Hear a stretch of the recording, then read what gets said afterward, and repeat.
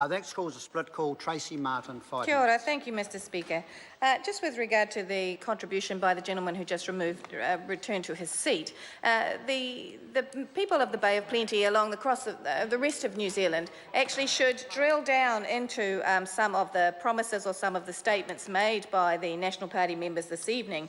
If they have a look at educational investment, what they'll see is things like 9 new schools being promised, 7 of them being charter schools. And if I can just remind the public of New Zealand, that means that taxpayers' dollars are being handed over to private individuals to create private schools funded with your dollars, with which they can actually keep all the assets. And it would be interesting to know where, if anywhere, is the whangaruru return inside this budget, or how much of the money is being spent right now inside of courts and with lawyers and so on, trying to gain back the New Zealand public the asset that was handed over by this government to a private sponsor trust up in the far north.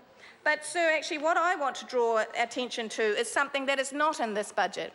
In February this year, I spoke and the Prime Minister was in the House, and I mentioned to the Prime Minister that I would be looking at the 4-year projections that are inside this budget, and I would be looking specifically for the promise that this government made in June 2015 to 10,000 orphans and unsupported children in this country, when they voted for, and this House unanimously passed, the Social Security Clothing Allowance for Orphans and Unsupported Children's Amendment Act in 2015.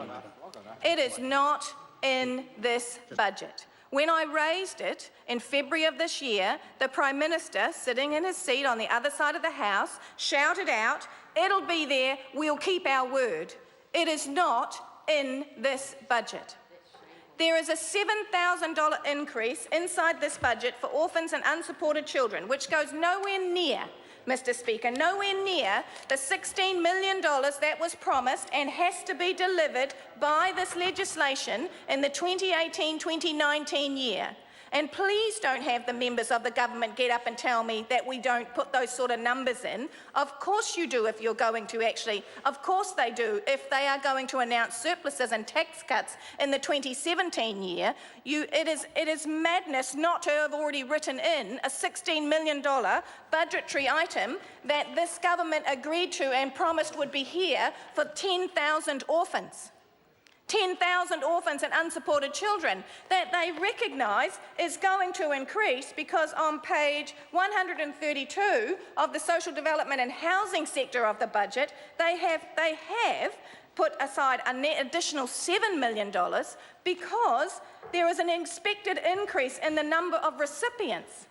The only recipients can be more orphans and more unsupported children being taken from their families and placed with kin carers. That means more children, more orphans, more unsupported children who will not gain the clothing allowance, whose grandparents, who we know live on below $30,000 a year predominantly because they're on the pension, will not receive this support merely because they have a blood relationship to the child who has lost both parents, or has blood relationship to a child that has nobody else to support it, and SIFS has come and knocked on the door and asked these kin carers to take these children. I ask the government, where is your promise? Where is this budget? Where is your honour with regard to the promise kept and this budget? What will happen to these children? What will happen to these grandparents? This is the question I ask, and I hope some member, and I take my full call on it, because it's not a sideshow. It's incredibly important to a large number of New Zealanders out there. And I ask any member of that government to stand and say, if I am wrong, tell me I'm wrong.